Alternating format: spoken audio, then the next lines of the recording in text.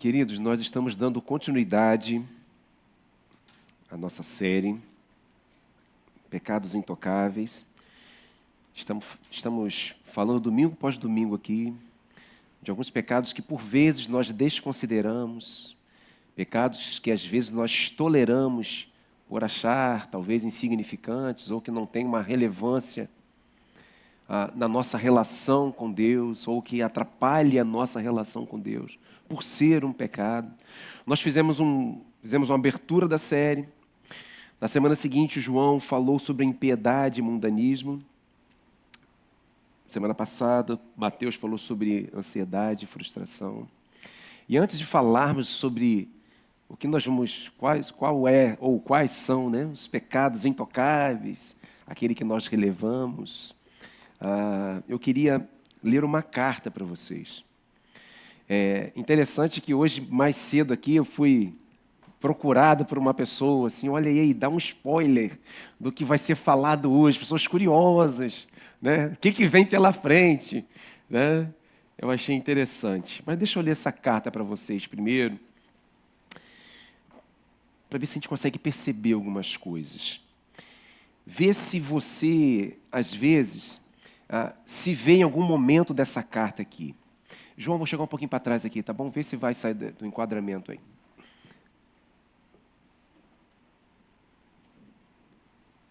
Acho que não, né?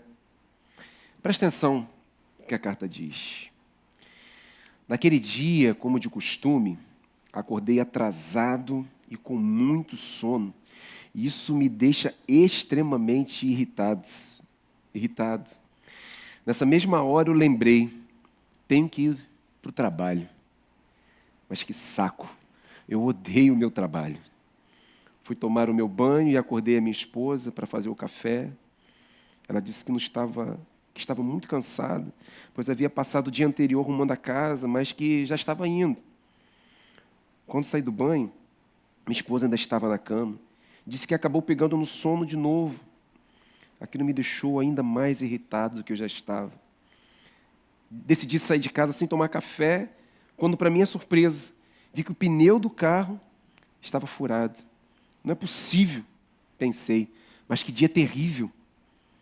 Troquei o pneu e parti para o trabalho.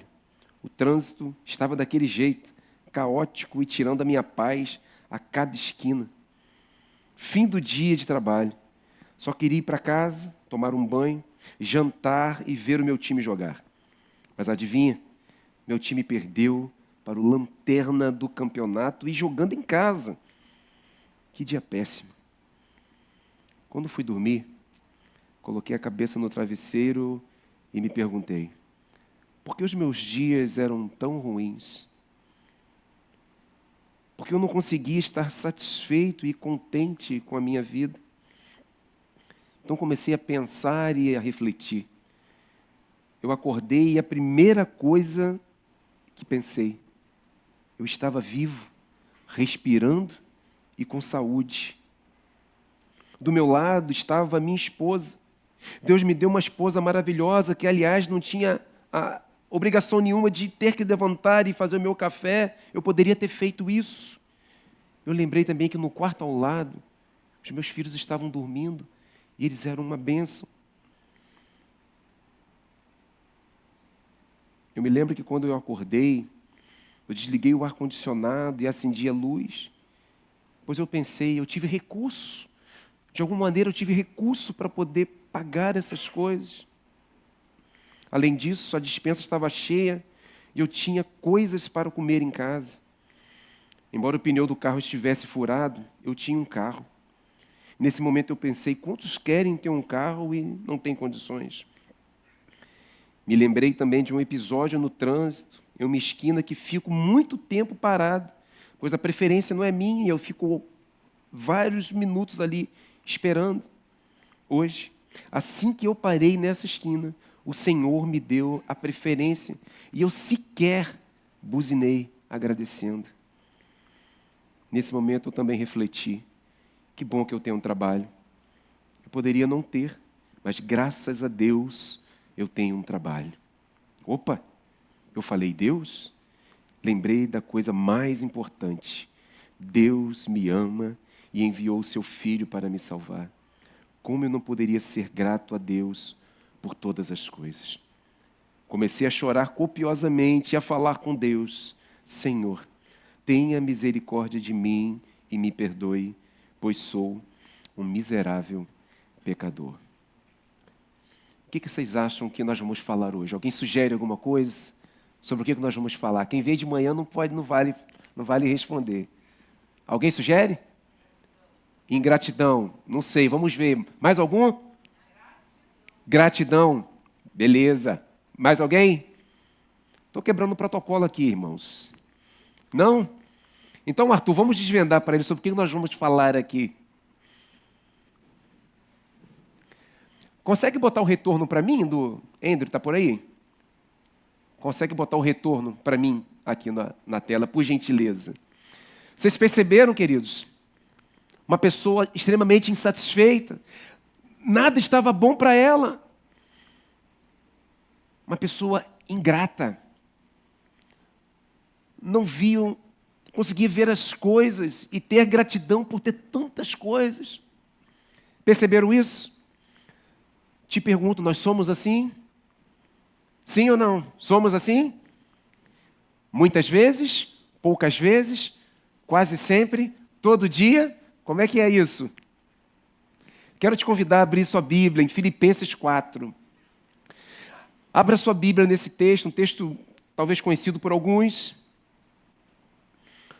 Um texto que Paulo está escrevendo para a igreja que se reunia ali na cidade de Filipos. Essa carta, que é conhecida como a carta da felicidade ou a carta da alegria, Paulo está escrevendo a esses queridos irmãos. E eu quero que você perceba se esse sentimento, esse pecado que por vezes nós toleramos, não faz parte do nosso cotidiano de uma maneira que nós o aceitamos, que nós achamos muitas vezes normais. Abriu sua Bíblia? Filipenses 4, de 11 a 13. Eu vou fazer leitura, você acompanha na sua versão, eu leio na versão NVI e peço que você mantenha a sua Bíblia aberta, nós vamos navegar por alguns outros textos. A palavra de Deus diz o seguinte: não estou dizendo isso porque esteja necessitado, pois aprendi a adaptar-me a toda e qualquer circunstância.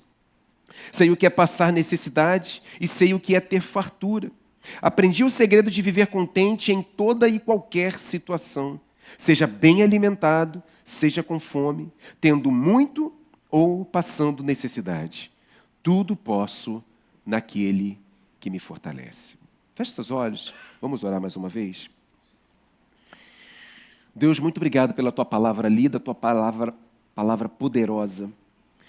E suplicamos ao Senhor que Teu Espírito Santo venha nos iluminar para que possamos compreender. Nós fazemos esse pedido, esse clamor, em nome de Jesus Cristo. Amém. Querido, a insatisfação ela surge quando a realidade ela não corresponde às expectativas. Então a gente já entende que depende muito de qual expectativa nós criamos, ou melhor, aonde nós depositamos as nossas expectativas. A insatisfação ela pode ser legítima. Eu posso estar insatisfeito com a injustiça, eu posso estar insatisfeito com a corrupção, eu posso estar insatisfeito com a desigualdade e ok. É uma insatisfação legítima. Eu posso estar insatisfeito com a minha conduta espiritual, por exemplo. Eu posso achar que eu estou me dedicando pouco ao Senhor e deveria me dedicar mais. Eu posso estar insatisfeito com isso e isso é legítimo. Mas há também a insatisfação ilegítima. Aquela que nasce do coração descontente e se torna um pecado que, por vezes, daqueles pecados que nós desconsideramos, daqueles pecados que nós toleramos, que nós aceitamos, pecados sutis e sorrateiros, que vive algo comum para mim e eu passo a desconsiderá-lo, no sentido de não ver mais importância, não tem problema. Isso traz, queridos, enormes prejuízos no nosso relacionamento com Deus. Olhando para o texto, nós percebemos que, mesmo enfrentando lutas e adversidades, Paulo ele não demonstra insatisfação. Ele agradece aos filipenses pela generosidade, mas deixa claro que aprendeu a viver contente em qualquer situação. Se você voltar um pouquinho no versículo 10, ele vai dizer assim, olha, alegro-me grandemente no Senhor, porque finalmente vocês renovaram seu interesse por mim. De fato, vocês já se interessavam, mas não tinham oportunidade para demonstrá-lo. Paulo está agradecendo essa generosidade desse povo, que queria ajudar no seu ministério. Mas ele diz, olha, eu aprendi a viver feliz e contente em qualquer circunstância. Ele diz isso, tendo muito ou tendo pouco.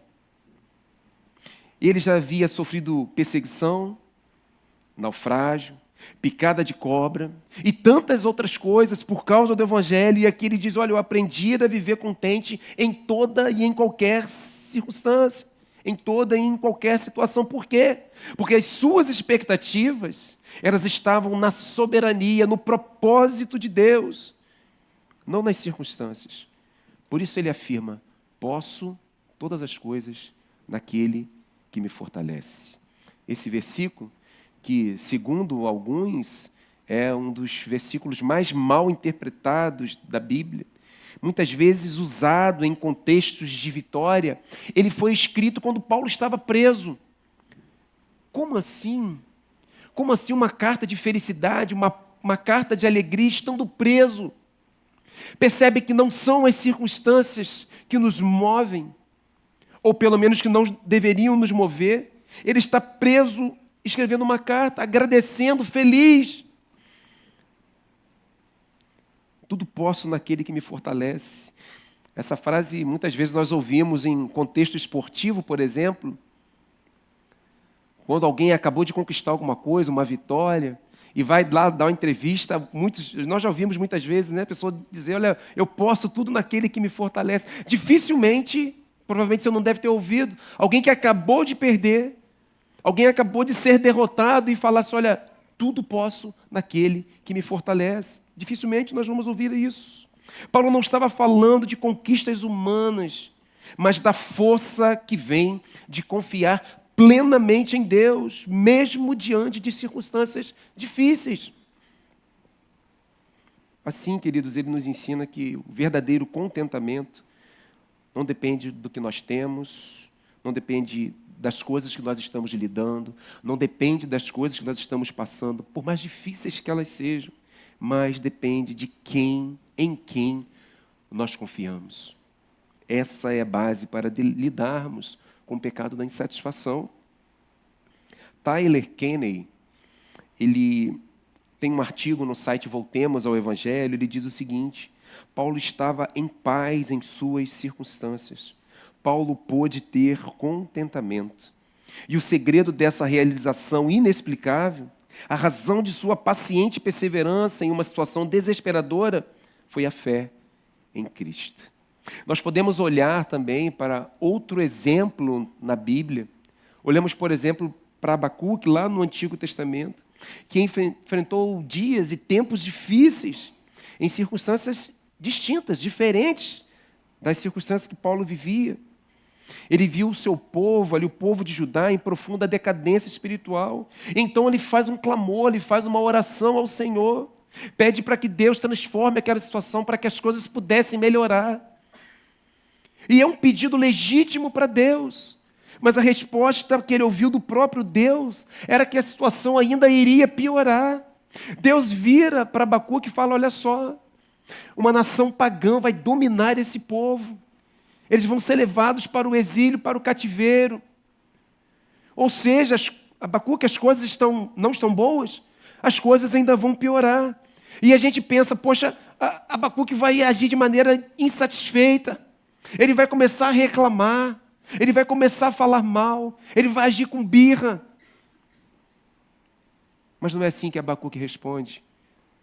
Abacuque 3, 17, 18, mediante a resposta de Deus, dizendo que as coisas ainda iriam piorar, Abacuque diz o seguinte, mesmo não florescendo a figueira e não havendo uvas nas videiras, Mesmo falhando a safra de azeitonas e não havendo produção de alimentos nas lavouras, nem ovelhas no curral, nem bois nos estábulos, ainda assim eu exultarei no Senhor e me alegrarei no Deus da minha salvação. Não são as circunstâncias que nos movem. Por isso que as nossas expectativas precisam estar no lugar correto. Percebemos que mesmo em circunstâncias distintas, diferentes, aquele que põe a sua confiança em Deus não age com insatisfação. Queridos, é claro que eu sei que é difícil, porque vira e mexe nós vivemos insatisfeitos. Não percebemos, nós estamos reclamando das coisas. A questão não está nas circunstâncias que nos cercam, mas no Deus que nós servimos. E quanto a nós lemos sobre Paulo, falando ali o povo em Filipenses, vimos o exemplo de Abacuque, mas e quanto a nós? Como nós reagimos às circunstâncias da vida? Se nós formos sinceros, nós vamos perceber que quase sempre estamos insatisfeitos com algo. É verdade ou mentira? Quase sempre estamos insatisfeitos com alguma coisa, mínima que seja. Nós estamos insatisfeitos por não ter aquilo que queremos, ou estamos insatisfeitos por ter o que temos, mas não do jeito que nós queremos. Nós vivemos insatisfeitos. Podemos estar insatisfeitos por não termos um emprego, mas podemos estar insatisfeitos também por ter um emprego, mas não ser o emprego que nós queremos. E nós listamos várias coisas. O salário é baixo, eu não sou valorizado, o ambiente é difícil. E nós começamos a falar uma série de coisas. Mas nos esquecemos que nós temos um emprego, nós temos um trabalho. Mas agimos insatisfeitos por vários motivos. Podemos estar insatisfeitos também por termos as coisas, mas achar que essas coisas não são suficientes para a gente. Meu padrão de vida é muito baixo, queria ter um carro melhor, não gosto da minha casa, eu não gosto desse bairro que eu moro, eu preciso ter roupas melhores, eu queria muito fazer viagens internacionais e por aí vai. O problema não é querer ter as coisas, não há pecado nenhum nisso, mas a insatisfação por não tê-las, ou a falta de contentamento com aquilo que nós temos. A insatisfação é um pecado sutil, que por vezes desconsideramos, mas que brota de outros pecados, revela outros pecados, como o amor ao dinheiro e às coisas materiais, por exemplo, revelando o que realmente domina o nosso coração. A insatisfação, ela brota como fruto de algo que está no nosso coração. Um outro problema que se desemboca numa insatisfação. Podemos estar insatisfeitos com várias outras coisas, além de dinheiro e de riquezas. Estamos insatisfeitos com o clima, reclamamos se está quente, se está frio, é ou não é verdade? Reclamamos se está chovendo, se está fazendo sol. Estamos insatisfeitos, às vezes, com a situação da vida, com a nossa família, às vezes com o nosso casamento. Mas as advertências mais frequentes da Bíblia contra a insatisfação referem-se ao dinheiro e aos bens materiais. Mas, como vimos, existem N situações para estarmos insatisfeitos.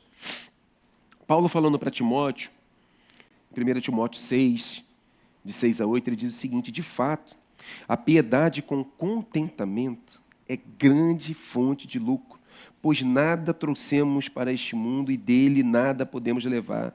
Por isso, tendo o que comer e com o que vestir-nos, estejamos com isso satisfeitos. O texto nos convida a termos contentamento, a estarmos satisfeitos com aquilo que nós temos. Isso não se aplica só nesse contexto de dinheiro, de riqueza, mas em tudo. Estarmos satisfeitos com aquilo que nós temos. O problema não é correr atrás de uma vida melhor, como nós já falamos, mas as motivações e as expectativas que estão por trás disso, aquilo que está escondido no nosso coração. O autor de Hebreus, ele nos ensina que a verdadeira satisfação está na presença fiel de Deus, que jamais nos abandona. Isso nos é suficiente. Hebreus 13:5 diz o seguinte: conservem-se livres do amor ao dinheiro e contentem-se com o que vocês têm. E aqui vem o segredo desse versículo, porque Deus mesmo disse: nunca o deixarei, nunca o abandonarei. Ou seja, não há motivos para estarmos insatisfeitos, pois tudo que precisamos nós já temos, e tudo que nós precisamos é o próprio Deus. Ele disse, olha, porque Deus mesmo disse: nunca o deixarei, nunca o abandonarei. Quando demonstramos insatisfação por não ter aquilo que nós queremos, ou não ter aquilo que queremos do jeito que queremos, na realidade nós estamos questionando o próprio Deus. Semana passada, Mateus usou o texto de Mateus 6, lá no finalzinho, e ele falou muito sobre ansiedade, que é um problema tão atual que nós temos hoje. Mas eu quero aproveitar esse mesmo texto, esse mesmo capítulo, só que no início, no versículo 8, vai dizer o seguinte, um pequeno trecho, mas que fala muito para mim e para você. Diz o seguinte, olha, o seu pai sabe o que vocês precisam. Mateus 6, versículo 8. Quando nós agimos insatisfeitos, com insatisfação, diante de tantas coisas, é como se nós disséssemos, Deus não sabe o que é melhor para mim. Ou, o que Ele me deu não é suficiente. E com isso, queridos, nunca nada está bom para nós. Nós vimos a carta, é uma carta fictícia, mas que se nós olharmos, tem várias impressões digitais nossas nessa carta. Por vezes agimos dessa maneira, porque nunca nada está bom, nunca estamos satisfeitos com aquilo que temos. Como nós vimos em Mateus 6,8, se o Pai sabe o que nós precisamos, eu queria te fazer duas perguntas. Se o Pai sabe o que nós precisamos, nós confiamos na soberania de Deus a ponto de estarmos satisfeitos com aquilo que Deus tem nos dado, ou o que Ele me deu não é suficiente. Eu penso dessa maneira. Em segundo lugar, se o Pai sabe o que nós precisamos, nós confiamos na soberania de Deus a ponto de estarmos satisfeitos, mesmo não tendo aquilo que nós queremos, ou nós dizemos, Deus não sabe o que é melhor para mim.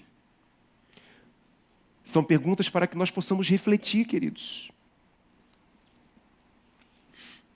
A verdade é que sempre haverá alguma coisa que vai nos levar à insatisfação.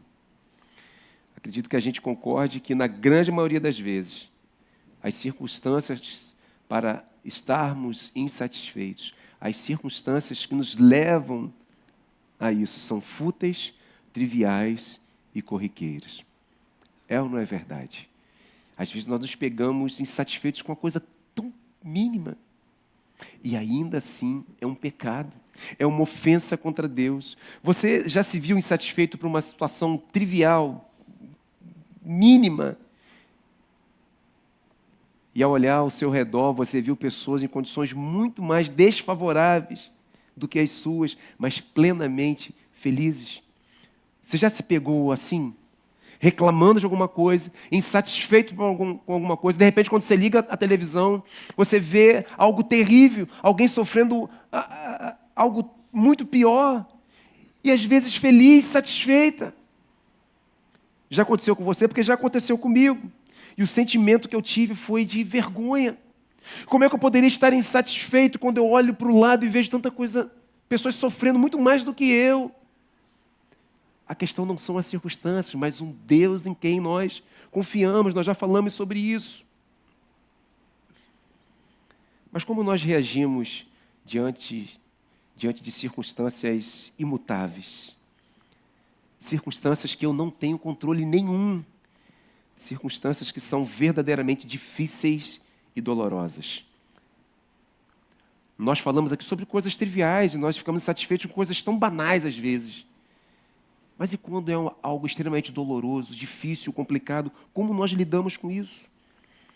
Nós podemos clamar a Deus por um milagre e ok, mas e se o milagre não vier?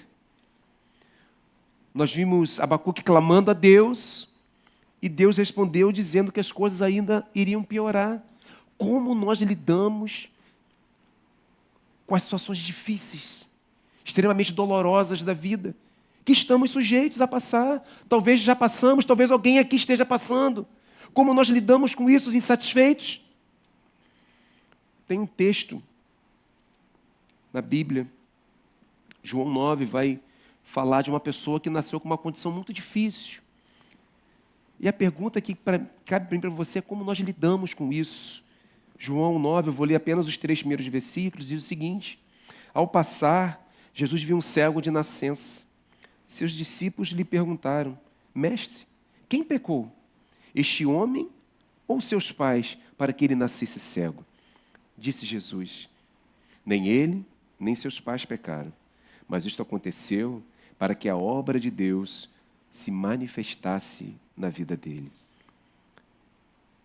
Como uma pessoa, queridos, com essas condições, lida com as circunstâncias da vida? Fácil? Difícil? Como você lidaria com isso? Insatisfeito? Agora, queridos, nós estamos olhando para uma circunstância difícil de lidar. Circunstância que às vezes nós nem encontramos respostas, nós nem encontramos os porquês, mas ainda assim precisamos descansar e confiar na soberania de Deus. Nós olhamos para a Bíblia, para a sua palavra, e encontramos respostas que nos permitem sermos gratos a Deus em todas as coisas, independente das circunstâncias, e glorificá-lo, pois tudo é para a sua glória, inclusive quem nós somos e o que nós passamos, com as coisas que nós lidamos. Tudo é para a glória de Deus, mesmo quando eu não entendo as circunstâncias, os porquês da vida. O salmista, no Salmo 139, ele vai narrar a maneira maravilhosa como ele foi concebido. Ele diz o seguinte, Salmo 139, 13 e 14: tu criaste o íntimo do meu ser e me teceste no ventre de minha mãe. Eu te louvo porque me fizeste de modo especial e admirável. Tuas obras são maravilhosas. Digo isso com convicção. Queridos, foi Deus que nos fez do jeito que nós somos. E somos do jeito que somos para o louvor da sua glória. E claro, queridos, tem circunstâncias que são muito mais difíceis do que outras. Eu posso viver a minha vida insatisfeito, ou eu posso glorificar a Deus entendendo que é um propósito maior de Deus em todas as coisas.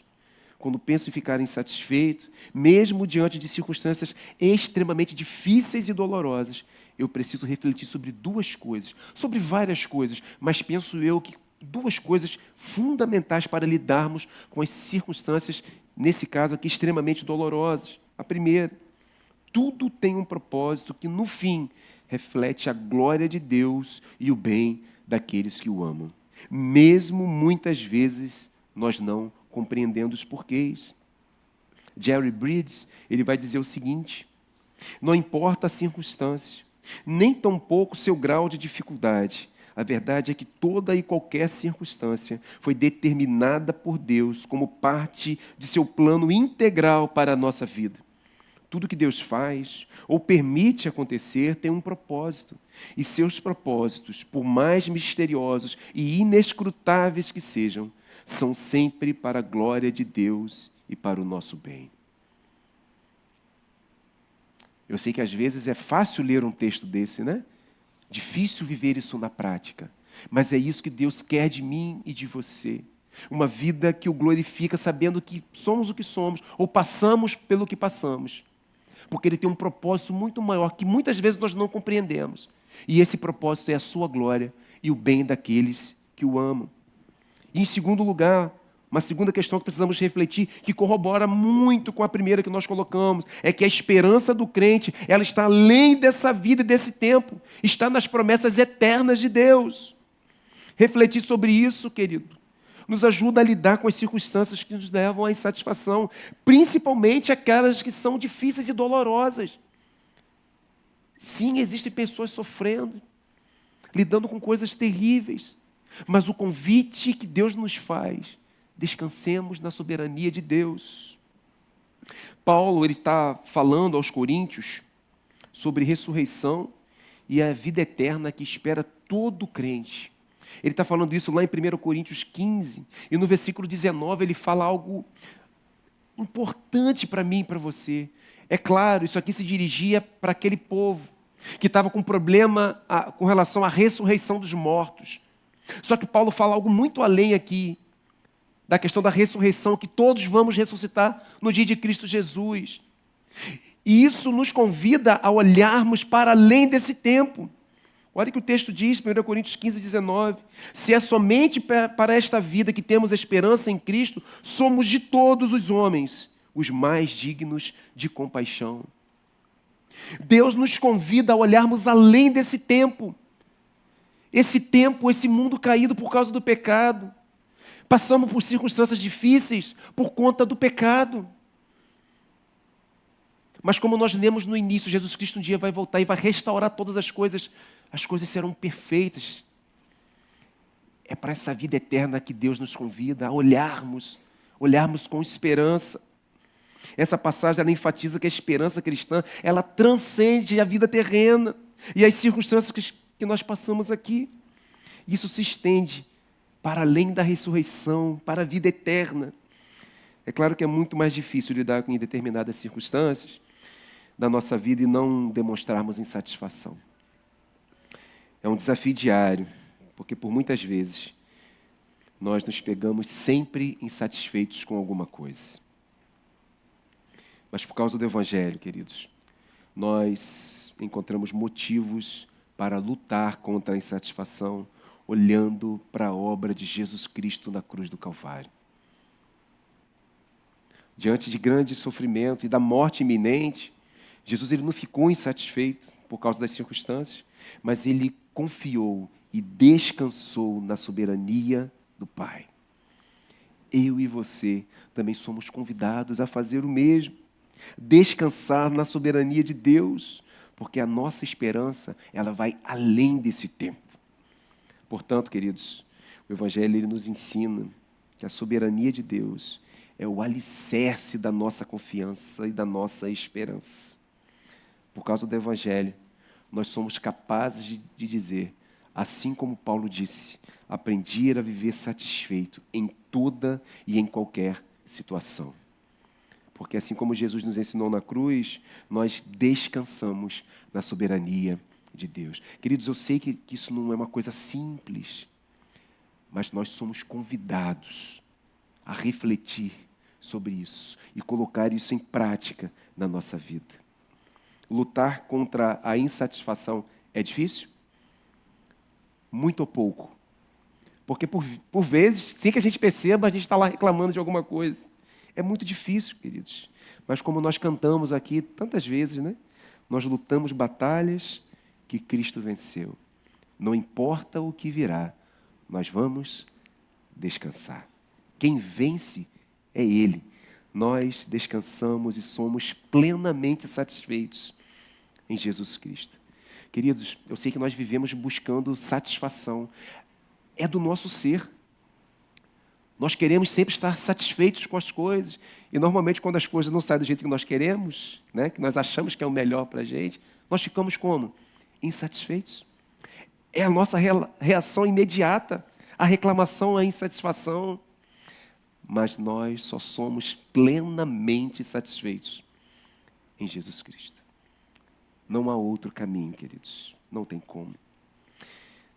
Mas e a ingratidão? Só falei de satisfação, né? Já está quase acabando o sermão, só falei de insatisfação. Todas as vezes que nós estamos insatisfeitos, queridos, nós estamos demonstrando ingratidão. Abra sua Bíblia, por favor, em Números 11, de 4 a 6. Vamos lá para o início da Bíblia, lá para o Pentateuco. Números, capítulo 11.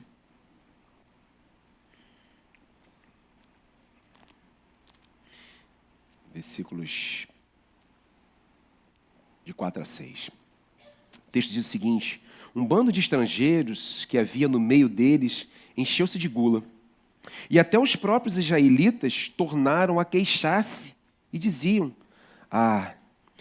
se tivéssemos carne para comer, Nós nos lembramos dos peixes que comíamos de graça no Egito e também dos pepinos, das melancias, dos alhos porós, das cebolas e dos alhos. Mas agora perdemos o apetite, nunca vemos nada a não ser este maná. O povo está demonstrando aqui uma tremenda ingratidão. O povo acabou de ser liberto do cativeiro. Séculos vivendo no cativeiro, sofrendo. Deus usa Moisés ali para poder libertar o povo. O povo passa pelas 10 pragas ali do Egito, passa imune, passa ileso, guardados pelo Senhor. O povo, Deus age milagrosamente com o povo. E o povo então é liberto. O povo se depara com o mar, Deus abre o mar para que o povo possa passar seco ali. O povo está experimentando vários milagres da parte de Deus. E eles chegam no deserto, como vai ter comida no deserto? Da onde vai aparecer comida? E de repente começa a brotar comida do céu. O maná todos os dias vinha para o povo se alimentar. E como o povo age, querido? Com ingratidão. No Egito era tudo de graça. Eu tinha lá as melancias, os alhos porós, as cebolas. Nós vivíamos bem lá. Olha como é que ele fala no final. Nunca vemos nada a não ser este maná. O maná vinha milagrosamente para eles. Queridos, por vezes nós somos assim. Já viu os nossos filhos como agem às vezes? Né? Te bota o almoço, ele fala como? Isso de novo? Só acontece lá em casa isso? Acho que só lá em casa, na sua casa não acontece isso não, né? Queridos, percebe como a insatisfação nos leva à ingratidão? O povo estava insatisfeito e a primeira reação foi ingratidão. Deus realizava um milagre todos os dias, dando aquilo que o povo precisava. Mas o povo era ingrato, não reconhecia o cuidado de Deus, o milagre de Deus todos os dias. Paulo vai falar aos Tessalonicenses para serem agradecidos, por serem gratos em qualquer circunstância. Olha o que diz a 1 Tessalonicenses 5,18. Deem graças olha o texto está dizendo em todas as circunstâncias, pois esta é a vontade de Deus para vocês em Cristo Jesus. Sermos gratos, gratidão. Em Efésios, ele fala para dar graças sempre e por tudo. Efésios 5,20, dando graças constantemente, ou seja, dando graças sempre a Deus Pai por todas as coisas em nome de nosso Senhor Jesus Cristo. Querido, todo cristão tem como marca a gratidão. Todo cristão tem como marca registrada a gratidão. Eu te pergunto, você tem motivos para ser grato? Sim ou não? Você acordou hoje? Você tem o que comer? Você tem o que vestir? Você tem amigos? Você tem algum tipo de recurso? Você tem como se deslocar? Tem pessoas que não têm algumas dessas coisas e ainda assim são gratas pelo que têm. A última pergunta que eu faço para você é: você tem a salvação em Jesus Cristo? Queridos, essa é a principal pergunta para que nós possamos responder. Porque essa pergunta nos dá base para responder todas as outras com gratidão. Se Cristo nos deu aquilo que era impossível para nós, que era extremamente impossível de resolvermos, que é a salvação, como não nos dará todas as coisas? Mateus falou um pouco sobre isso semana passada. Reconhecermos esse presente que nós não conseguimos medir, que é a salvação. Reconhecermos isso é a base para agradecermos a Deus por todas as coisas. Vamos olhar para a história dos 10 leprosos. Pegar esse exemplo. Acredito que todos, ou quase todos, conheçam a história dos 10 leprosos. Eles viviam separados do convívio e da comunhão. Naquele tempo do Oriente Antigo, se a pessoa era leprosa, era uma doença incurável, ela tinha que ficar afastada do arraial. E se ela visse alguém, ela tinha que gritar leproso. Para que ninguém chegasse perto dela, era uma situação complicada. Jesus olha para eles com amor e compaixão e os curam. Porém, 9 daqueles homens vão embora sem agradecer. Apenas um voltou para agradecer a Jesus por ter sido curado. Aí a gente pensa, né? Como eles puderam agir com ingratidão diante de tamanha bondade de Deus. Queridos, nós agimos exatamente assim quando não agradecemos todos os dias o que Jesus Cristo fez por nós. Estamos agindo exatamente como esses 9 leprosos que foram incapazes de agradecer a dádiva, a bênção. Nós agimos assim por vezes, queridos. Quando você ora, você sempre agradece a Deus pela salvação em Cristo Jesus?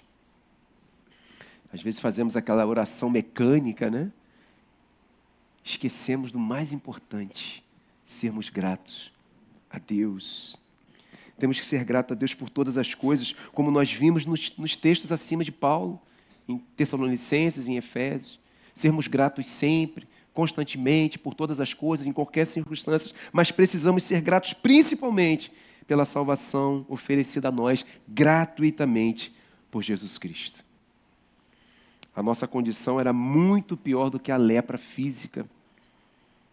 Nós estávamos mortos espiritualmente. Nós estávamos separados de Deus eternamente. E Jesus vem, queridos, e resolve o nosso maior problema, que é uma eternidade longe dele. Jesus veio em nossa direção, nos amou de uma maneira que somos incapazes de medir e nos salvou. Como não sermos gratos a Deus por isso todos os dias? Agimos com ingratidão, queridos, quando não lembramos disso. Inclusive, lembrar disso todos os dias, de sermos gratos a Jesus Cristo pela salvação, é a base para agradecermos a Deus por todas as demais bênçãos, todas as demais coisas que temos. Agradecer, inclusive, pelas coisas que nós não temos, porque Deus sabe o que é melhor para nós. Aprendermos a ter um coração grato. Eu quero desafiar você a fazer a seguinte oração todos os dias. Talvez simplesmente quando você acordar, você pode dizer somente essa frase com o seu coração de maneira verdadeira. Deus, muito obrigado por ter enviado o seu Filho Jesus para me salvar. Eu quero te desafiar a fazer essa oração todos os dias. Preciso caminhar para o fim. E eu quero dizer que a raiz da insatisfação e da ingratidão, assim como a ansiedade que foi falado semana passada, a raiz disso é a desconfiança ou a falta de confiança na soberania de Deus, em seu propósito, em seu cuidado e na sua bondade por cada um de nós. Como nós lidamos com isso, queridos? Como nós lidamos com isso no dia a dia? Como não sermos insatisfeitos a todo e qualquer momento? Como não agirmos com ingratidão? Em primeiro lugar, reconhecendo que nós só conseguimos fazer isso com a ajuda do Espírito Santo. É o próprio Deus que está dentro de nós, que nos impulsiona a vivermos uma vida assim que o agrade em todas as coisas, que nos faça refletir sobre essas questões que às vezes nós desconsideramos, não damos atenção, mas que atrapalham, são pecados que atrapalham a nossa relação com Deus. E é possível, queridos, que nós lidemos com algumas coisas, com algumas situações, com algumas lutas durante toda a nossa vida. Parece desanimador dizer isso, mas a verdade é que nós ainda pecamos. Mas fica uma pergunta para a nossa reflexão: será que hoje eu consigo olhar para a minha vida hoje e perceber que eu sou melhor do que ontem? E aí eu estou dizendo que ser melhor não no sentido da força do nosso braço, porque eu sou capaz de fazer isso ou de fazer aquilo. Eu acabei de dizer que nós só podemos lidar com isso com a ajuda do Espírito Santo. Será que hoje eu consigo olhar para a minha vida e perceber que eu sou melhor do que ontem? Isso é o que nós chamamos de processo de santificação. Quando nós somos alcançados pela graça, nós começamos a ser transformados dia após dia. E essa transformação tem um alvo. E o alvo é sermos parecidos com Jesus Cristo. Somos transformados dia após dia, e esse é o processo de santificação. Por isso que nós precisamos ser capazes de olhar para a nossa vida hoje e perceber que como eu sou melhor hoje do que ontem. Não é mérito nosso, isso é importante dizer também, mas o mérito é de Cristo. Nós estávamos conversando sobre isso essa semana no grupo pequeno, e uma pessoa ficou com uma dúvida assim, falou assim, mas como que isso é possível? Como que eu posso olhar para a minha vida hoje e perceber que eu sou melhor do que ontem? E eu virei para ele e falei assim, olha, isso não é uma receita de bolo, isso não é mas é algo simples. Não estou dizendo que é fácil, mas é algo simples. Quanto mais, queridos, nós nos relacionamos com Deus, quanto mais nós estreitamos os nossos laços com o Senhor, mais nós amadurecemos na fé e menos nós pecamos. Não estou dizendo que nós vamos deixar de pecar, porque isso só vai acontecer quando Jesus Cristo voltar e restaurar todas as coisas. Enquanto estamos aqui, nós ainda vivemos com a presença do pecado e por vezes nós vamos pecar. A questão é como eu reajo hoje, como eu tenho amadurecido hoje, como é que tem sido o meu processo de amadurecimento, que me faz, que me torna capaz, pelo Espírito Santo, de perceber, de lidar diferente com determinadas coisas na nossa vida. Você é capaz de fazer essa reflexão de maneira muito rápida, e olhar um pouquinho para trás, e olhar para você hoje, e perceber algumas mudanças na sua vida. Se você consegue perceber essas mudanças, em primeiro lugar, o mérito é de Deus. E em segundo lugar, é a transformação, é a santificação. A Bíblia vai nos dizer que nós somos transformados de glória em glória. E o alvo é parecermos cada vez mais com Jesus, que foi perfeito. Aquele que diz, eu sou assim e não vou mudar. Aquele que tem a síndrome da Gabriela, já viu isso? Eu nasci assim, eu cresci assim, eu vou ser sempre assim. Essa música não é do tempo de vocês, não é? Não é não, né? Só do meu tempo. Tá certo. Mas a pessoa que vive dessa maneira, eu sou assim, não vou mudar, eu sou assim, não quero mudar, na realidade, queridos, há um problema com a fé que ela diz professar, porque não é possível alguém ser alcançado pela graça e não ser dia após dia transformado. Não estou dizendo que seremos perfeitos, mas seremos transformados cada vez mais à imagem de Jesus Cristo, ao caráter de Jesus Cristo. Mas a partir de agora eu gostaria de deixar algumas aplicações práticas para as nossas vidas. Eu quero, inclusive, chamar a banda à frente para a gente poder finalizar. Eu vou terminar com essas aplicações práticas para mim e para você.